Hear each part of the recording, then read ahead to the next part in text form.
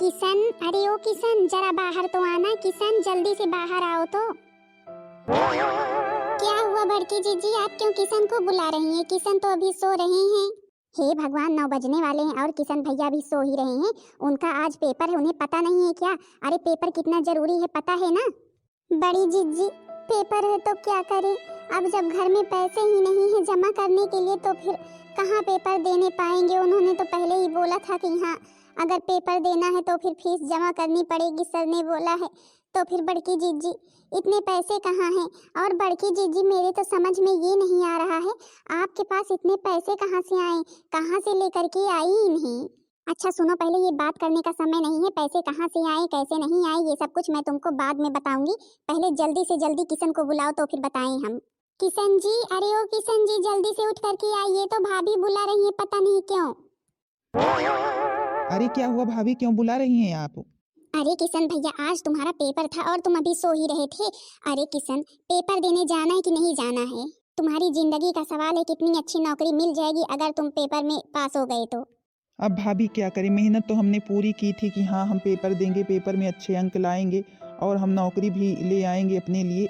लेकिन क्या करें भाभी, घर से जब पैसों की व्यवस्था ही नहीं बन पाई तो फिर अब हम पेपर कैसे दे पाएंगे भाभी। इसी वजह से तो हम पेपर देने नहीं जा रहे हैं। अरे देवर जी, यहाँ मैं पैसे लेकर के फालतू में ही खड़ी हूँ, देख नहीं रहे हो? तुम्हारे लिए ही तो पैसों की व्यवस्था की हूँ। लो पैसे पकड़ो और जा करके पैसे जमा करो और पेपर दो, अच्छे अंक लाओ, नौकरी लो, समझी कि नहीं? लेकिन भाभी, आप इतने सारे पैसे कहाँ से लाई इतनी जल्दी? अभी कल तक तो घर में फूटी कौड़ी तक नहीं थी और इतने सारे पैसे कहाँ से आ गए? आपने किसी से मांगे हैं क्या? देखो देवर जी, इतने समय ये सब कुछ सोचने विचारने का समय नहीं है कि हाँ कहाँ से पैसे आए कहाँ से नहीं आए। बस इतने समय तुमको पैसे लेकर के पेपर देने जाना है। जा करके पैसे जमा करो, फीस तुम्हारी पूरी जब जमा हो जाएगी तो फिर पेपर दे देना, ठीक है? जा करके जल्दी से जल्दी ये काम करो, क्योंकि मैं नहीं चाहती हूँ कि हाँ सब व्यवस्था बनने पर भी तुम्हारा पेपर रह जाए, छूट जाए। अरे इतने सारे पैसे, बहुरिया तेरे पास इतने सारे पैसे कहाँ से आए? सासू मम्मी, हम सब कुछ बताएंगे, धीरे धीरे सब कुछ बताएंगे। पहले जो काम अभी जरूरी है वो पहले होने दीजिए। लीजिए पैसे पकड़िए और जाइए, अब समय बर्बाद मत कीजिए। जल्दी से छोटी जा करके देवर जी के लिए कुछ नाश्ता पानी बना दो, खा पी ले और जाएं। सच में बड़की जीजी, आप अपने देवर को अपने बेटे की तरह मानती हैं और मेरे को अपनी बेटी की तरह। सच में बड़की जीजी, आप जेठानी हैं लेकिन किसी माँ से कम नहीं है। आपने हमारे लिए, हमारे पति के लिए क्या क्या नहीं किया, मैं आपका एहसान कभी भी नहीं भूल पाऊंगी।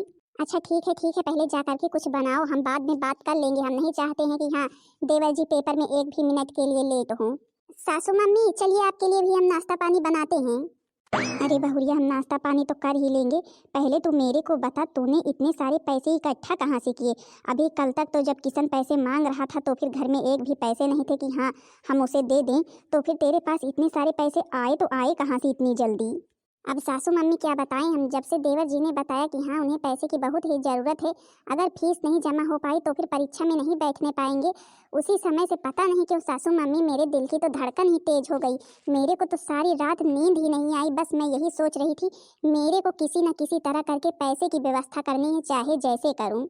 और फिर मैंने लाला जी के पास फ़ोन किया और उनसे पूछा कि हाँ लाला जी, हमें पैसों की बहुत ज़रूरत है, अगर हम अपने जेवर आपके यहाँ रख दें तो फिर हमें पैसे मिल जाएंगे। तो फिर लाला जी ने कहा हाँ चलो ठीक है, अब जितने समय तुम अपने जेवर लेकर आ जाओगे उतने ही समय तुम्हें पैसे दे दिए जाएंगे। तो फिर सासू मम्मी हम तो अपने सारे जेवर भाई रखाए हैं लाला जी के पास। अब जब कभी भी हमारे नसीब में होगा तो फिर हम अपना जेवर फिर ले लेंगे पैसे दे करके। लेकिन इतने समय मेरे को जो सही लगा मैंने वो किया, मैंने पैसे की व्यवस्था कर दी, चाहे जहाँ से की हो। बस मेरे किशन को अब नौकरी मिल जाए तो फिर समझो उसका सपना पूरा हो जाएगा, हमारा भी सपना पूरा हो जाएगा। फिर तो सासू मम्मी, अगर नौकरी मिल जाएगी तो फिर तो हम दूसरा भी बनवा लेंगे, कि नहीं सासू मम्मी? बस इस समय तो हम यही सोच रहे हैं कि हमारे किशन को नौकरी मिल जाए। बहू, तूने अपनी बड़ी बहू होने का बहुत अच्छा फर्ज निभाया है। एक भाभी की तरह नहीं, एक माँ की तरह, एक देवर का, एक बेटे का साथ दिया है। जो काम मैं नहीं कर पाई वो काम तुमने कर दिखाया। मैं किसी से ना पैसे मांग पाई, ना अपना कुछ सामान बेच पाई, लेकिन तुमने अपना सारा सामान गिरवी रख करके पैसे की व्यवस्था की एक देवर के लिए। इस तरह आजकल के ज़माने में कोई भी नहीं करता है। तुम मेरे घर में लक्ष्मी हो, लक्ष्मी बनकर आई हो एक बहू की तरह। सासू मम्मी, जो मेरा फर्ज था वो हमने निभाया है। अब तो बस भगवान से यही प्रार्थना है कि मेरे किशन को अच्छी से अच्छी नौकरी मिल जाए पता नहीं देवरानी जी ने सब कुछ बनाया नाश्ता पानी की नहीं, नाश्ता पानी कर लेते तो फिर देवर जी जाते। अच्छा बहू जा करके तुम व्यवस्था कर दो, क्योंकि पता नहीं छोटी को उतना ख्याल नहीं रहता है किसी का कि हाँ जल्दी जल्दी कर दे सबके लिए।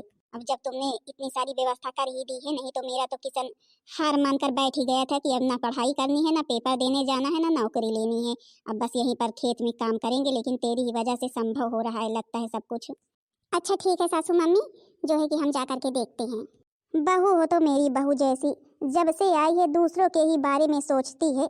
ये तो बेचारी सारा दिन खेत में लगी रहती है और मेरा बेटा भी सारा दिन खेत में परेशान रहता है, लेकिन इसने ये कभी नहीं सोचा कि हाँ जिस तरह हम परेशान हैं उसी तरह मेरी देवरानी देवर भी करें। ये तो बस यही सोचती है कि हाँ मेरे देवर जी को अच्छी से अच्छी नौकरी मिल जाए। इस तरह बहू तो किसी को नहीं मिलती है। 1 साल बाद पता नहीं आज को सुनाई पड़ रहा था कि मेरा बेटा आएगा। पता नहीं कब आएगा मेरा बेटा, उसी का इंतजार कर रही हूँ कब से बैठ करके। मम्मी, अरे ओ मम्मी। अरे मेरा किशन आ गया भाई, मेरा किशन आ गया। अरे बड़ी बहू छोटी बहू देखो तो कौन आया, मेरा किशन आ गया, मेरा किशन आ गया। बेटा कैसे हो, क्या हुआ क्या हुआ, ठीक हो ना? जो है कि नौकरी में तुम्हें लिया गया कि नहीं लिया गया, तुम्हें नौकरी दी गई कि नहीं दी गई? हाँ हाँ मम्मी, हमें नौकरी दी गई और अब हमारी सारी मजबूरी, सारी कमजोरी, सारी गरीबी सब कुछ दूर हो जाएगी। क्योंकि मम्मी आपको पता है हर महीने मेरे को 80,000 रुपए मिलेंगे। और हाँ मम्मी, नौकरी पर मेरे को परसों से ही जाना है। हे भगवान, तुमने मेरे बच्चे की सुन ली, हमारी सुन ली। हमारे बेटे की मेहनत सफल हो गई, हमारे बच्चे को नौकरी मिल गई। अब हमारी गरीबी दूर हो जाएगी, हमारे भी अच्छे दिन आएंगे। हाँ मम्मी जी, हमारी गरीबी दूर हो जाएगी। किशन जी, आपको सरकारी नौकरी मिल गई? अरे हाँ हाँ सुधा, मेरे को नौकरी मिल गई, मेरे को नौकरी मिल गई। सुधा, अब तुम लोगों को परेशान होने की ज़रूरत नहीं है। बड़ी भाभी, अब परेशान होने की थोड़ी सी भी ज़रूरत नहीं है। अब आप खेत नहीं जाएंगी, खेत में काम नहीं करेंगी, भैया भी खेत में काम नहीं करेंगे। अब आप लोग बस आराम करेंगे। अब हम नौकरी करेंगे। जो आपका फर्ज था वो अपने आपने पूरा कर दिया है। अब जो हमारा फर्ज है उसे हम निभाएंगे। सच में देवर जी, आपको नौकरी मिल गई, मैं तो बहुत ही खुश हूँ। कितनी परेशानियों के बाद तो आपको नौकरी मिली है। हाँ भाभी, और मेरी नौकरी के पीछे आपका ही हाथ है। अगर आप उस दिन मेरे लिए पैसे ना लाती तो फिर हम कभी भी नौकरी ना पाते। आज ये दिन हम देख रहे हैं, सिर्फ आपकी वजह से, आपकी ही वजह से मेरे को नौकरी मिली है भाभी। भाभी हो तो आप जैसी, मैं आपका एहसान जिंदगी भर नहीं भूल सकता हूँ। अरे देवर जी, आप ये क्या कह रहे हैं? आपने मेहनत की, हाँ हमने पैसे इकट्ठा किए, लेकिन कोई बात नहीं। अब तो तुम्हें नौकरी मिल ही गई है ना, अब सारी गरीबी सारी समस्याएं दूर हो जाएंगी। हाँ सच में बड़ी जिज्जी, किशन जी सही ही तो कह रहे हैं, आपकी ही वजह से किशन जी को नौकरी मिली है। अगर उस दिन आप सुबह सुबह पैसे ना इकट्ठा करती तो फिर किशन जी कभी भी पेपर ना दे पाते और ना ही नौकरी ला पाते। किशन जी सच में मैं बहुत ही खुश हूँ कि आपको नौकरी मिल गई। अब हमारी सारी समस्याएं दूर हो जाएंगी। हाँ सुधा, हमारी सारी समस्याएं दूर हो जाएंगी। सुधा, सब कुछ तुम्हारी आंखों के सामने ही हो रहा है। तुम भी बड़ी भाभी का कभी भी दिल मत दुखाना। इनकी बातों को सुनना, इनकी बातों को मानना, क्योंकि मेरी नौकरी के पीछे इन्हीं का हाथ है। अरे नहीं नहीं किशन जी, आप ये कैसी बातें कर रहे हैं? हम बड़ी जीजी का एहसान कभी भी नहीं भूलने वाले हैं। बड़ी जीजी ने जो कुछ भी आपके साथ किया है समझो हमारे साथ किया है, क्योंकि आपको नौकरी मिली है तो फिर समझो मैं भी तो बहुत ही खुश हूँ। लेकिन भाभी, एक मुसीबत है। कैसी मुसीबत है देवर जी, बताइए बताइए कैसी मुसीबत है? सुधा, मेरे को अब घर में नहीं रहना है। मेरे को तो नौकरी बाहर ही रहकर करनी पड़ेगी ना। तो फिर 2-2 3-3 साल मैं घर नहीं आ पाऊंगा। क्या किशन जी, आप घर पर नहीं रहेंगे, आप चले जाएंगे, 2-3 साल बाद आएंगे? हाँ भाभी, हाँ सुधा, मेरे को घर पर नहीं रहना है। लेकिन इसमें परेशान होने वाली कौन सी बात है। मैं रोज फोन करूंगा, रोज हाल चाल लूंगा दूंगा। और फिर भाभी, आप तो जानती ही हैं कि हाँ, जो कोई भी पैसे कमाने जाता है, सब लोग शहर में रहते हैं तो फिर वो लोग 2-3 साल बाद नहीं आते। उसी तरह हम भी काम करेंगे। अब फिर क्या करें भाभी, जब दूर हमारी नौकरी ही लगी है तो। और भाभी, मेरे को कल निकलना भी है सुबह सुबह। देवर जी, अब इतनी मेहनत के बाद तो तुम्हें नौकरी मिली है तो फिर नौकरी तुम छोड़ तो सकते नहीं हो। और फिर देवर जी, पैसे कमाना बहुत जरूरी है। जिसके पास पैसे होते हैं उसे ही दुनिया पूछती है, जिसके पास पैसे नहीं होते हैं ना उसे कोई नहीं पूछता है। और फिर इतनी मेहनत के बावजूद नौकरी मिली है तो फिर नौकरी तो करनी ही पड़ेगी, तभी इसकी तुम्हारी भी सुधरेगी, घर की भी सुधरेगी कि नहीं? और सुधा, तुम परेशान क्यों हो रही हो? हम हैं, तुम्हारे जेठ जी हैं, मम्मी जी हैं, सब लोग तुम्हारे साथ तो हैं। अगर तुम्हें कभी भी किसी भी चीज़ की परेशानी हो तो फिर हमसे तुरंत कहना। और फिर देवर जी का फोन रोज ही आएगा और साल 2-3 साल पर आएंगे। और क्या सुधा, तुम्हारे साथ भाभी हैं, मम्मी जी हैं, भैया जी हैं, सब लोग हैं तो। और फिर जब कभी भी 1 हफ्ते 2 हफ्ते की छुट्टी मिलेगी तो फिर हम तुरंत चले आएंगे घर सब लोगों के पास, फिर वापस जाएंगे। अच्छा चलो ठीक है ठीक है, अब जब कल जाना है तो फिर चलो, अभी सब चीज़ों की व्यवस्था भी तो करनी है। हाँ हाँ बच्चा, चलो जल्दी से खाना पीना कर लो, जो है कि अभी बेटे का सब कुछ पैक भी करना है, सामान भी। और हाँ बहू, कुछ बना करके दे देना मेरे बेटे को, जाएगा तो कुछ दिन खाएगा। हाँ हाँ सासू मम्मी, आप परेशान मत होइए। किशन, तुम चले जाओगे तो मैं क्या करूंगी, कहाँ रहूंगी, कैसे क्या करूंगी, मेरे तो कुछ समझ में नहीं आ रहा है किशन।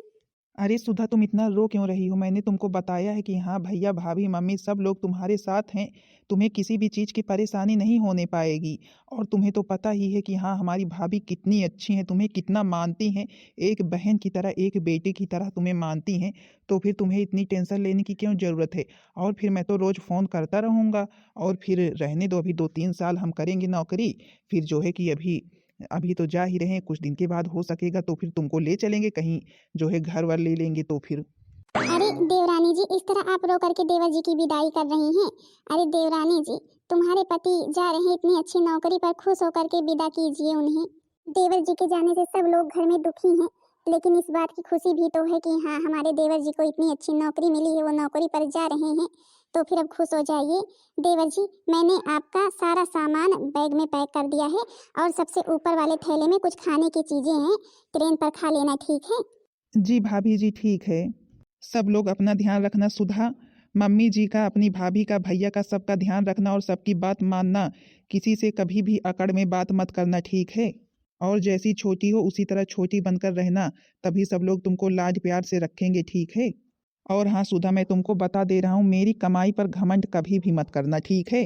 क्योंकि मैं तुम्हारे लिए नहीं बल्कि पूरे घर वालों के लिए पैसे कमाऊंगा। आज मेरा भाई नौकरी करने जा रहा है, मैं तो बहुत ही खुश हूँ। मम्मी जी, आशीर्वाद दीजिए, हम जिस काम के लिए जा रहे हैं सफल हों। बेटा सदा खुश रहो, जहाँ रहो सुखी रहो, तुम्हारी इच्छा भगवान पूरी करें, तुम सफल हो जाओ हर कामों में। भैया आशीर्वाद दीजिए, हम नौकरी में सफल हों। मेरा आशीर्वाद तो सदा मेरे भाई के साथ है। भाभी जी, ये सब कुछ तो आपकी ही वजह से हुआ है। भाभी, मैं आपके सपनों को जरूर पूरा करूंगा। और आपने जहाँ से भी जैसे भी करके मेरे लिए पैसे इकट्ठा किए हैं, मैं उन सब पैसों का कर्ज चुका दूंगा। भाभी, बस मेरे को जाने दो। देवर जी, मैं तो बस इस समय यही सोच रही हूँ कि हाँ, हमारे देवर जी सफल हो जाएं। अच्छा देवर जी, अब जो है कि जाइए, नहीं तो देर हो जाएगी, हम लोगों का आशीर्वाद तो सदा तुम्हारे साथ है। अच्छा सुधा, हम चलते हैं, ठीक है? अपना ध्यान रखना। हाँ चलो चलो, बाहर ऑटो इंतजार कर रहा है। सुधा तुम परेशान मत हो, हम हैं तुम्हारे साथ, तुम्हें परेशान होने की जरूरत नहीं है। अब तो धीरे धीरे स्थिति सुधर ही जाएगी, अब क्यों परेशान हो रही हो? हाँ बहुरिया, परेशान होने वाली क्या बात है, अब तो भगवान ने तेरी सुन ही ली है, अब तो किशन को नौकरी मिल ही गई है। अब तो बस इंतजार कर कि हाँ, हमारे किशन अपनी नौकरी करें और पैसे भिजवाएं, तेरे भी सपने पूरे हों। 1 साल बाद। अरे अब तो कोई भी टेंशन लेने की जरूरत ही नहीं है, अब तो हर महीने मेरे किसान 60-60, 70-70, 80-80 हजार रुपए भिजवाते हैं। अरे बिटिया, जब 60-70-80 हजार रुपए दामाद जी भिजवाते हैं, तो फिर इतने सारे पैसों को इकट्ठा करके रखती हो कि नहीं रखती हो? अरे बढ़िया पैसे इकट्ठा करके रखो, कल को प्लॉट ले लेना, घर बनवा लेना, रहना बढ़िया आराम से। जेठ जेठानी के बीच में, सास के बीच में रहने से क्या फायदा है? दुनिया भर के जो है कि काम ही रहते हैं, इसलिए मैं तुमको कह रही हूँ, बढ़िया पैसे इकट्ठा करो और घर बनवाओ अलग। हाँ मम्मी, लेकिन वो मानते नहीं हैं, वो बोलते हैं कि हाँ, हमारे पास थोड़ी ना भिजवाते हैं, वो तो बस भाभी के खाते में नहीं, भैया के खाते में या मम्मी के खाते में ही पैसे भिजवाते हैं, और मेरे को खर्च के लिए दे दिए जाते हैं 2-3-4 हजार रुपए, जिस हिसाब से मैं खर्च करती हूँ अगर मेरे को कुछ लेना होता है, बाकी मेरे को पैसे थोड़ी ना दिए जाते हैं। अरे ये क्या बात हुई, मतलब कि पैसे कमा रहे हैं तुम्हारे पति और इकट्ठा कर रहे हैं वो लोग, तुम्हारे जेठ जेठानी? अरे वो लोग बहुत चतुर हैं, बहुत चतुर है बिटिया, तुम पागल बन गई हो, उन लोगों ने तुम्हें पागल बना दिया है बिटिया, तुम अभी समझ जाओ, नहीं समझ नहीं पाओगी फिर। क्या करें मम्मी, हम भी तो बहुत सोचते हैं कि हाँ, सारे पैसे मेरे ही पास हों, लेकिन क्या करें, किशन जी सुनते कहाँ हैं मेरी, वो तो बस, उन्हें तो केवल उनके भैया और भाभी ही नजर आते हैं। देखो बिटिया, तुम कोई बहाना बना करके किशन को पहले बुलाओ, तो फिर उसकी नज़रों में इतनी अच्छी बन जाओ और भैया भाभी को इतना गिरा दो, ऐसे ऐसे दिखाओ कि हाँ भैया भाभी तुम्हारे ऊपर बहुत ही संकट ला रहे हैं, तुम्हें बहुत परेशान कर रहे हैं, तुम्हें जीने नहीं दे रहे हैं। तो फिर वो खुद ही सोचने लगेगा कि हाँ भैया भाभी मेरी पत्नी को बहुत परेशान करते हैं, इससे अच्छा मैं अलग ही हो जाऊँ। ऐसे ऐसे करो, तभी तो जो है किशन अलग होंगी। हाँ मम्मी, कुछ ऐसा ही करना पड़ेगा, तभी मेरे को पैसे मिलेंगे। नहीं तो ये जो बड़की जीजी है ना, बहुत ही चतुर हैं, बहुत अच्छे से देवर जी को समझाया है, पट्टी पढ़ाया है। एग्जाम के लिए पैसे क्या इकट्ठा करके दे दी, सबके मन पर राज कर रही हैं, सबके दिल पर राज कर रही हैं बड़की जीजी उसी दिन से। अरे अगर किशन जी ने मेहनत नहीं की होती तो फिर ऐसे ही नौकरी मिल जाती। पहले बिटिया तुम यही करो, किशन जी को बुलाओ और उनकी नज़रों में इतनी ऊंची बन जाओ और भैया भाभी को इस तरह गिराओ ना कि जो है कभी वो लोग ऊपर उठ ना पाएं, और फिर करेंगे जो करना होगा, जो हमारे दामाद की कमाई पर राज कर रहे हैं। चलो ठीक है मम्मी, मैं कुछ सोचती हूँ, किसी न किसी तरह किशन जी को बुलाऊंगी जरूर ही। नहीं कह रहे थे कि हाँ छुट्टी भी मिलने वाली है, हो सकता है छुट्टी में आए ही। हाँ बिटिया, और क्या, रानी की तरह रहोगी जब अलग रहोगी तो फिर ठीक है बिटिया। अच्छा फोन रखते हैं, तुम अपना सोचो। और क्या, मेरी मम्मी सही ही तो कह रही हैं, मैं जेठ जेठानी के साथ क्यों रहूं सास के साथ, जब मेरे पति इतना कमा रहे हैं तो फिर मैं तो अलग रहूंगी रानी की तरह। बढ़िया महल बनवा लूंगी, उसमें रहूंगी आराम से, नौकर चाकर रख लूंगी। 70-80 हज़ार रुपए कमा रहे हैं मेरे पति और राज कर रही है ये मोटी औरत। अब देखो बड़की जीजी, मैं क्या करती हूँ, बहुत पाठ पढ़ाया है तुमने हमको और हमारे पति को, अब नहीं पढ़ा सकती, अब मैं भी चतुर बन गई हूँ। 2 साल बाद। हेलो, हाँ आ रहे हैं, आप कहाँ पहुँचे हैं? अरे बस ट्रेन पर से उतरने ही वाले हैं। और मम्मी लोग क्या कर रही हैं, भाभी लोग क्या कर रही हैं? अब क्या बताएं तुमसे, तुम तो मेरी बात पर विश्वास करते नहीं हो। तुम्हें पता है तुम्हारी भाभी जो है ना, मेरे को बहुत मारती है, मेरे को बहुत डांटती है, जब देखो तब चिल्लाती रहती हैं, जबकि मैं सारा काम कर लेती हूँ, कोई भी काम उन्हें नहीं करने देती हूँ। जब देखो यही दिखाती रहती हैं कि हाँ वो मेरे से बड़ी हैं और मैं छोटी हूँ, तो फिर मैं ही सारा काम करूँ, चाहे मेरी तबीयत खराब रहे, चाहे जो भी रहे। नहीं नहीं, मेरी भाभी तो ऐसा नहीं कर सकती, हो तो कितनी अच्छी हैं। उन्होंने मेरे लिए नौकरी पाने के लिए क्या क्या नहीं किया, तुम्हारे लिए क्या क्या नहीं किया, तुम्हारे बारे में कितना सोचा। तुम्हें तो अपनी बच्ची की तरह मानती है, मेरी भाभी ऐसा नहीं कर सकती हैं। ठीक है, ठीक है, मेरी बातों पर विश्वास मत करो, अब तुम आ रहे हो अपनी ही आँख से देखना, तभी विश्वास करना। ठीक है, हाँ आ रहे हैं। अब देखो बड़की जीजी, मैं कौन सा खेला रचती हूँ, मैं कौन सी चाल चलती हूँ। बहुत तुम चालाक बनती हो ना, अपनी देवर की नजरों में बहुत महान बनना चाहती हो, मेरे होते हुए कभी भी नहीं हो सकता है। हाँ बहन दीदी लोग, क्या बड़की जीजी ने नौकरी दिलवाई है क्या? मेहनत तो आखिर मेरे पति ने ही की थी, अगर मेरे पति जी मेहनत नहीं करते तो फिर क्या ऐसे ही नौकरी मिल जाती उनके पैसे देने से। लेकिन जो मेरे पति जी हैं हमेशा भाभी भाभी भाभी भाभी करते रहते हैं, उन्हें ही सारा पैसा देते हैं। अब तो मैं ऐसा होने नहीं दूंगी, चाहे जो हो जाए। आए आए तो फिर देखो, ऐसी चाल चलूंगी, ऐसी चाल चलूंगी ना कि जो बहुत महान भाभी बनती है ना, एकदम से सबकी नजरों से गिर जाएंगी। भला आज के जमाने में कोई भी हो पैसे कमाता है तो फिर कोई अपने घर में देता है इस तरह, वो भी भाभी को भैया को। अरे एक भी पैसे कोई नहीं देता है तो फिर मैं कैसे देने दूं? अरे पैसे बचाएं, दूसरा घर ले ले बढ़िया, उसमें हम लोग रहेंगे। बहन दीदी लोग, हाँ तो भाई मेरे पति जी भाई आ रहे हैं इतने दिन के बाद, हम तो बहुत खुश हैं। बाकी अब घर में जो खेला करना है वो मैं ही करूँगी, आप लोग देखना जरूर। वीडियो पसंद आई होगी तो फिर वीडियो को लाइक कर देना और चैनल को सब्सक्राइब कर देना, ताकि दूसरा पार्ट आप सबके पास जल्द से जल्द पहुंच जाए। दूसरे पार्ट में और आगे का खेला दिखाया जाएगा जो मैं करने वाली हूँ।